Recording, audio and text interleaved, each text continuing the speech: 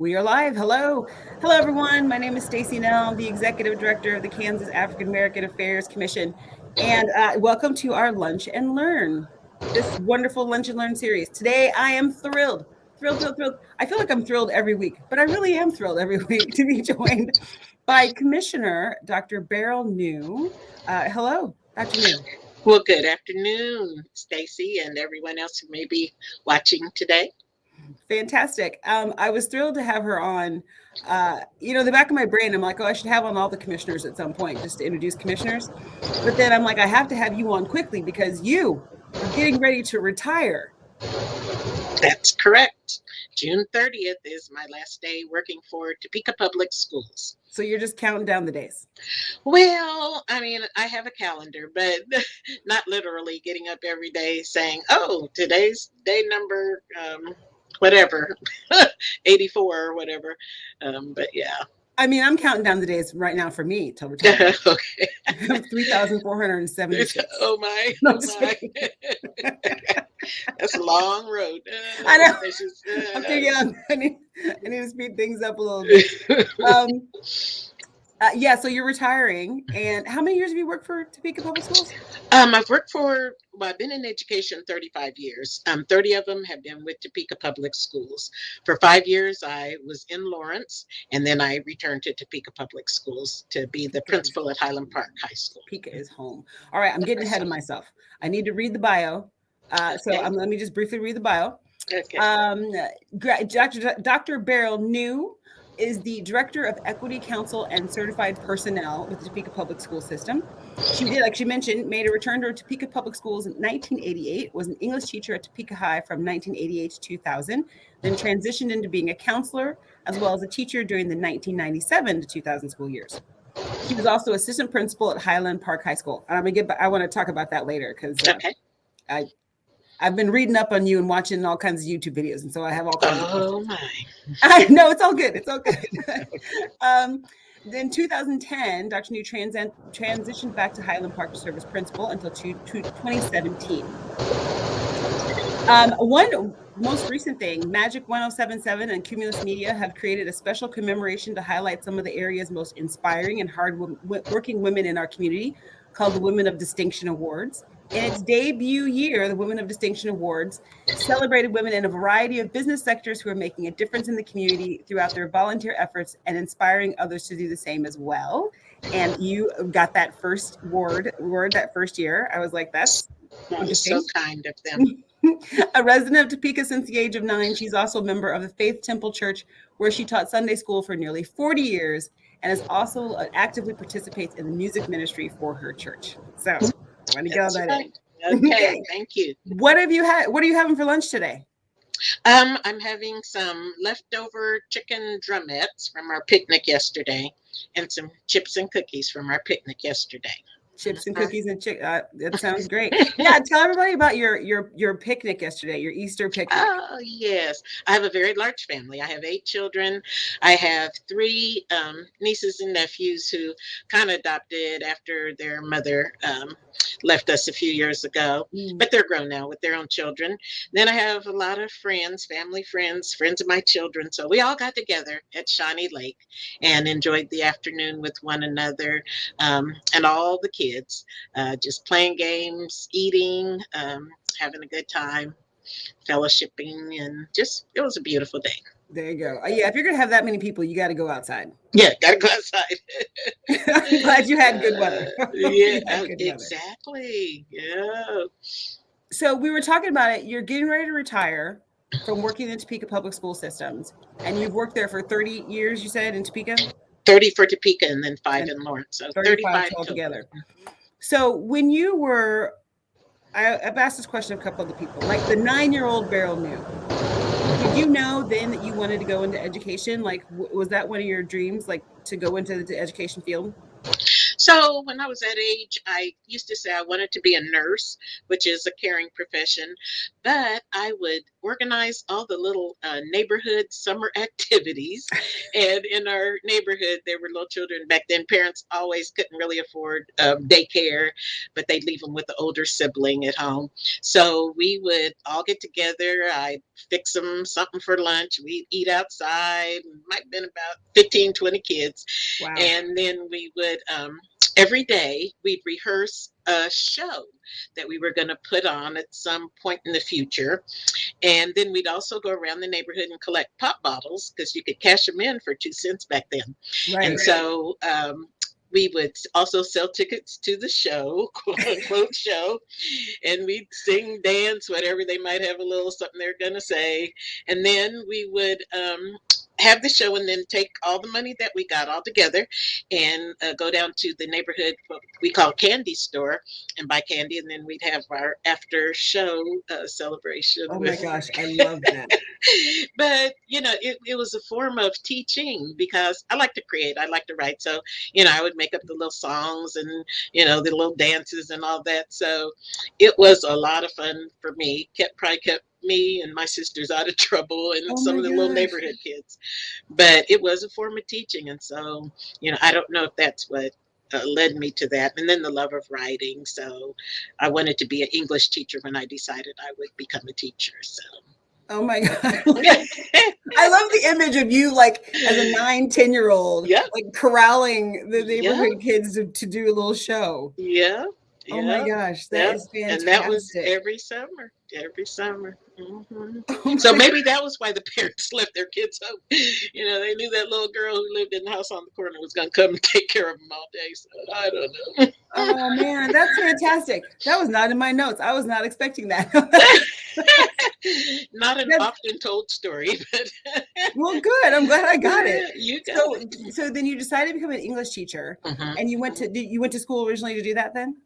No, actually, I had a counselor in high school who told me I wasn't college material. I don't know that she looked at my transcript, but anyway, that was her determination. But she told a lot of my peers that looked like me the same thing. And so I went to secretarial school. She told me I'd be a good secretary. Unscrew up my face. I know. I was like, okay, let me be back normal. All right. Yeah. And I do tell this story often because it connects a lot to what a lot of young African-American girls my age experienced in people trying to steer you down a specific career path and encourage you to not go to college. But my mother was a secretary. She was secretary to the water commissioner who eventually became the mayor. So to me, being a secretary is honorable and, respectful. So I didn't mind. But after I'd been a secretary for quite a few years, I got on a trip with my church and riding the van back from the East Coast, New York City. And our pastor's father was on the van. We'd just been having such a wonderful time because he was somebody everybody called dad. So, he was just like a father.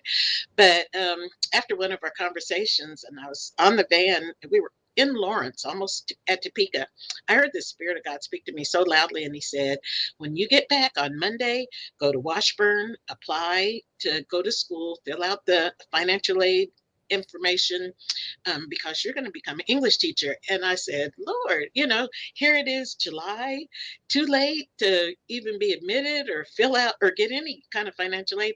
He said, just do what I'm telling you. So that Monday went. Everything fell right into place. Wow. I got the perfect advisor for the English department. We became great friends. My financial aid came in because I had 6 of my 8 children at the time. I think I paid a total of $67 my entire time going to Washburn because I qualified for not financial aid the whole time. So nothing but God and being obedient. And I can see after that. So you went back to school. This must have been because I cheated because I did the math because before we came on, we talked about what age your last child was born. So you went back to school in your mid 30s. Yes, in early 30s. With 6 children. Yes. And you started school. Yes. So if anyone out here watching who's like, oh, I have this dream, or oh, I feel prompted by the Spirit to do something, but I'm too old, or I'm too this, or I'm too that. Never too old. Never too old. Love it. Yep. And in fact, what was just so unique about that was, well, I ended up having my other two children, one while I was still in school and then one after I graduated. But it was like everything fell into place so perfectly. None of it was a stress. It was amazing. Mhm. Wow, I love it. I love it. Mhm. And so now you've been working with well, you stopped, you were a teacher, then you were a high school principal. Mhm. Mhm. Mhm. And then you started working as the director of equity and certified personnel. That's correct. So tell us, what does that mean? Even though you're getting ready to leave Uh-huh. in Yeah. 20 days, no one's counting, but like, Okay. 20, we're down already. So yeah, so as the director of certified personnel, I hire or process the hires for teachers, anyone who would hold a certificate or a license through the state of Kansas. okay. And so that is that role. And then as the director of equity, back in 2013, Topeka Public Schools began a relationship with Glenn Singleton, his organization, Courageous Conversations About Race, Pacific Education Group. And so when I moved from the high school to this position, we already had a equity council going. And so I just joined our superintendent as the co-chair for the equity council and organizing things through that and ensuring that Topeka Public Schools maintains a laser focus on ensuring that equity is present in everything that we do. So hiring practices and curriculum, things like that. Everything, opportunities for students, making sure there is parity across the board, so one school isn't getting benefits that another school isn't. I mean, even if it's unintentional. Mm-hmm. For example, we had a middle school that students who didn't speak English were bused to because that's where the program was, but they couldn't stay after school to participate in extracurricular activities because there was no activity bus to take them home. Mm-hmm. Well, that's not fair. So Mm-hmm. we made sure there's an activity bus to take those students home. So, things as simple as that, all the way to other more blatant forms of denying students access, such as who gets into the honors classes, what is the benchmark, or what can even be the barriers. So this is a question that I wanted to ask about this work, and so I've said, so how can we talk about equity in this new environment where any mention of race can sort of undermine best efforts? Like, what have you found, or what works? So if we always keep in mind that race is just a social construct, because people aren't different in ability based on this little thin layer of color. People's differences in ability sometimes has a lot to do with opportunity. Mm-hmm. So you don't have to talk about race. You don't have to talk about other things that people have created to become trigger words now. Right. You can just talk about, what would you want your child to have in the educational environment? Is it fair to see another child get an opportunity that your child or grandchild isn't allowed for no reason other than that's just not going to be available to them? So kind of keeping it in, the human arena of how would I feel, or how would you feel, kind of helps people look at practices and say, this isn't the best thing for children. And when I do presentations, I always try to push more the diversity side, because we can all see differences. Even if we're the same skin color, there's going to be differences of some sort. But we prioritize understanding that as human beings, we share 99.9% commonality, rather than that 0.1% difference, which is just skin color, any eye color, any type of physical deformity that you may have been born with. So, right. So, do you find even that the word, because when you talk about trigger words, and I can see how diversity or equity, or and then what's the last one? Inclusion. These these are definitely trigger words here in Mhm. Topeka for certain people who have to, well, actually across the country. So does that hinder your work, or I'm just gonna focus on the human Uh-huh. aspects of it. Right. And then nature. And, sometimes I'll use illustrations like flowers, and I have a slide that I use that just shows a field full of different color flowers, just to, again, reinforce to people and get them moving toward thinking that there's beauty in differences. There's no deficit in Right. difference. So how can this person be less than because of something that you can see externally that you would label a difference? And then also looking at definitions of words. We've assigned meanings, but are those the true definitions of Mm, a specific word? What does inclusion really mean? It means everybody's welcome. Who wouldn't want inclusion right. applied to their circumstance? And the same with diversity. So you, for adults, and there's this science of andragogy, teaching adults in ways that they can learn best. Right. And for individuals whose thinking has already been crystallized and they form these opinions, even though they're erroneous, but that's what's stuck in their brain, you have to kind of massage the brain to shift from that, and to move toward the reasonable. And I don't know if it's as I've gotten older and seen so much that makes no sense whatsoever. You know, I've really developed an intolerance for um, refusing to learn when you Mm, should know better. And I did a presentation not long ago where we talked about ignorance, but we talked about it not in a negative way, but in just the understanding that when we're ignorant, it just means we have not been informed. We don't know. So can I be angry with you because you haven't been informed? No, I can right. educate you. And I was talking to a group of college students for that presentation, and I said, what if we moved our thinking to use the word not informed, rather than using the word racist or using the Mm, word, um, something, that has a more negative tone that people are going to get offended by, mm-hmm, but if and even using ignorance sometimes can be offensive. But if you just said, mm-hmm. oh, I understand you haven't been informed about that, so let me help you find out where this idea of race came from.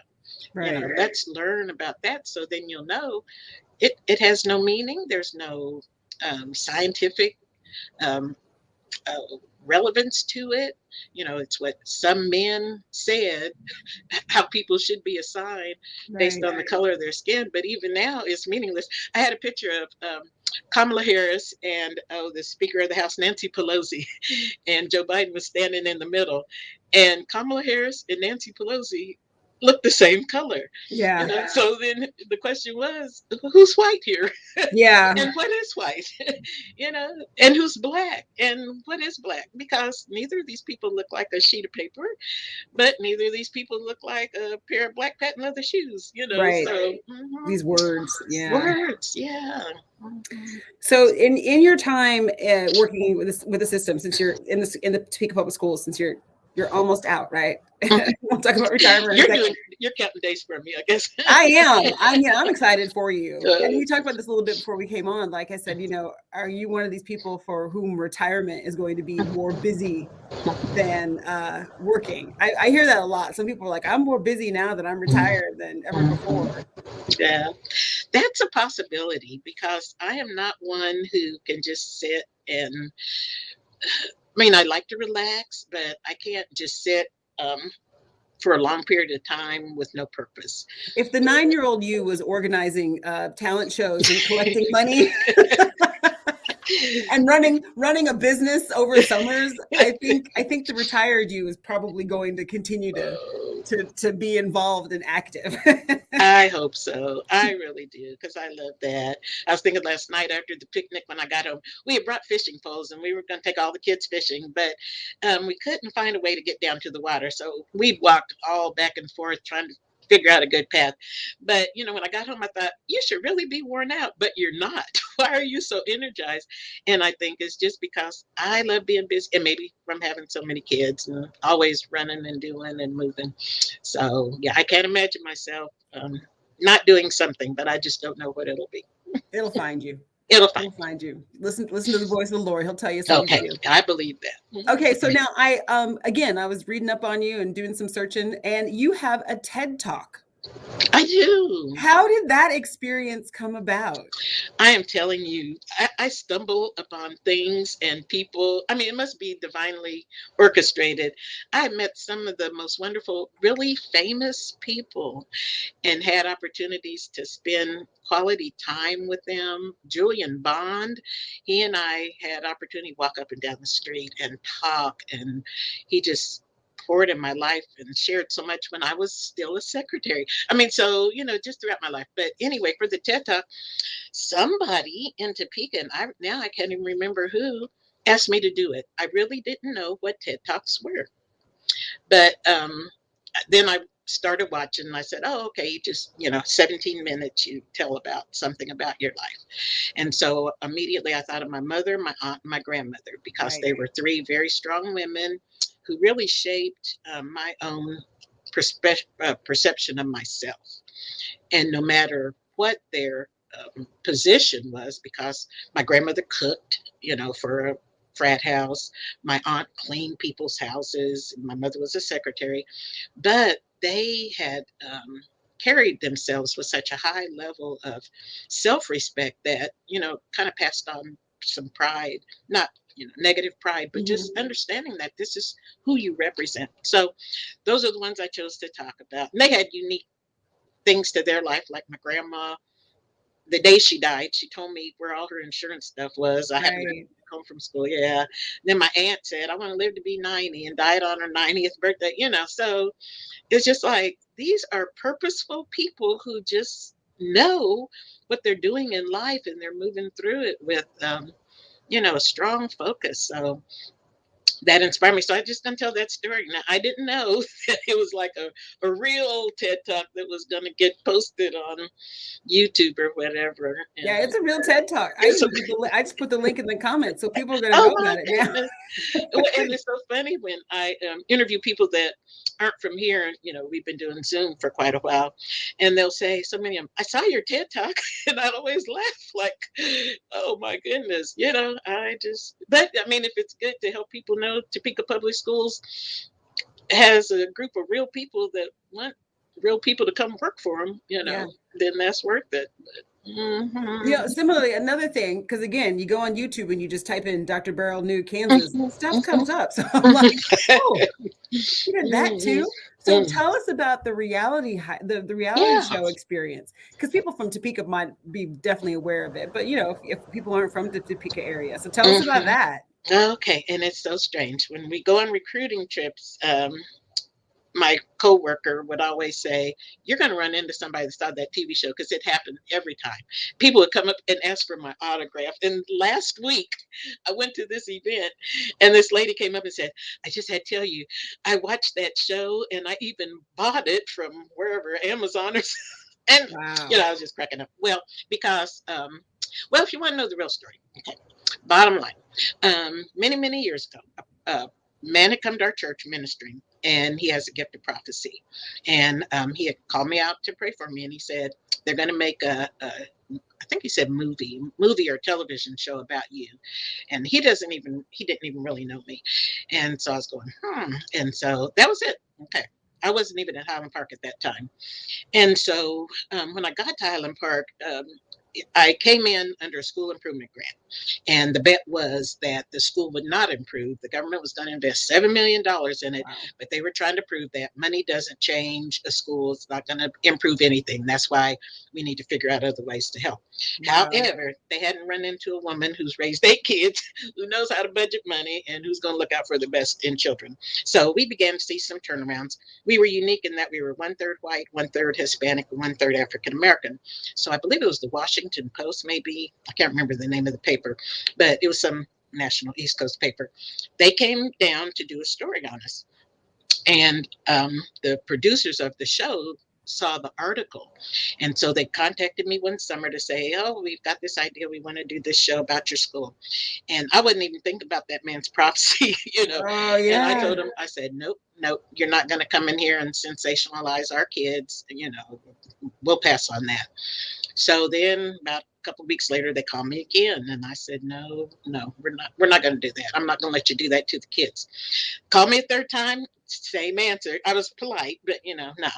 And so they said, well, who else could we talk to? I said, well, you could talk to our superintendent, Dr. Anderson. So they called her, and she said, yes, of course. So that's how the show came about. But I've heard so much feedback on how watching what those students went through has helped other students, has helped other teachers, and even parents. And even the lady last week, she said, it really taught me how to listen to my children rather than just think I know everything, because I've lived through teenage years, so I know everything about high school, but today's high school is totally different. So I thought, well, if it could benefit them. I've even gotten emails from people out of the country who watched this show to say it helped them. So I figured that was the purpose of the prophecy and the purpose of the show. And well, I've only seen snippets of it on YouTube. I didn't know they still had them out because they had taken it down. I mean, not whole episodes. I'll probably have to do some digging, but it was enough to make me, because as we were talking, like I've got 2 daughters and they're 12 and 14. So my older one's getting ready to go to high school in the fall. And I know it's just a different world. It's a different world. It's a different world. So I'm like, man, I probably need to watch this and maybe even watch it with her to sort of say like, okay, I mean, I don't know if things happen, or just to let her know that I'm here and to listen, like you said, not to try to take over, but to listen. And true. Well, that is so interesting you said that, because my grandson at the time, he was in high school in Wichita, in the Wichita area, Derby, I think, or something, but Goddard. And he had called me one day during the day, and I said, Monty, what are you doing calling me during school? He said, Grandma, I'm in my class. My teacher is showing Undercover High, and I told them you're my grandma, and they don't believe me. And he turned his phone around and he said, please tell them you are my grandma. I said, yes, I'm your grandma. But to think they were watching it in their class, and other than saying, boy, you better get off this phone, it was more, I'm glad that it's something that can be used to guide conversations. So because young people need a voice. They felt seen by the show. Yes. Validated. Okay, yes. That's good. They heard their voice. That's good. Yeah, I'll definitely have to check it out. Okay, so you are switching topics. You are a commissioner with KAAAC.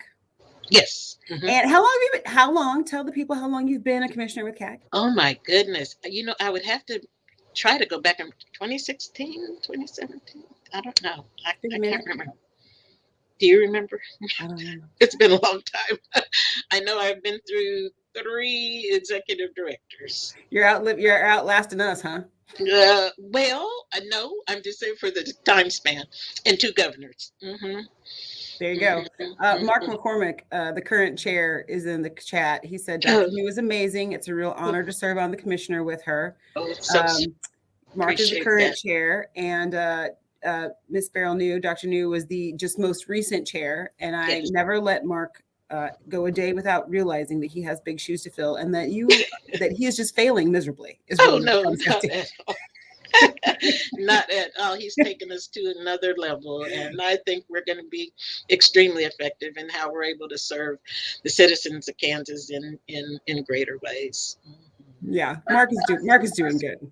But I do appreciate, because you were the chair when I first got this job, and y'all, without exaggerating, I was calling this woman every other day. And that's no problem. Not at all. Saying, they tell me these things. What is this? What is this supposed to do? Are you really? I need to plan this. And you would always take my call, and you were always very, very nurturing and encouraging and give direction. And that's when I found out you had 8 children. And I'm like, oh, this makes so much sense.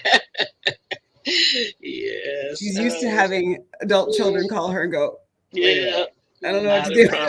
Not a problem.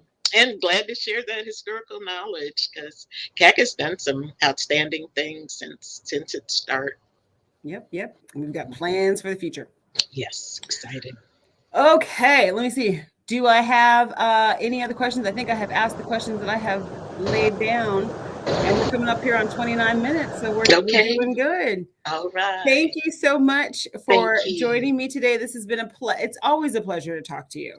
Thank you so much. Like I said, And every time I same would here. call in a panic and go, ah, you were always very calming. So it's always a pleasure to talk to you. Well, thank you. You're just an outstanding ambassador for the commission, and we are blessed to have you. Well, thanks. And I will see you at your going away party next Okay. Oh, next yeah. Monday. Oh, Wouldn't I'm miss it looking for the forward to it. world. Wouldn't miss it Oh, for the thank world. you. Thank you. But Oh. thanks everybody. Thanks for joining us today in our Lunch and Learn. I will be back next Monday with another guest. Have a wonderful day. Thank you all. Bye bye. Let me find my cursor. Okay, bye.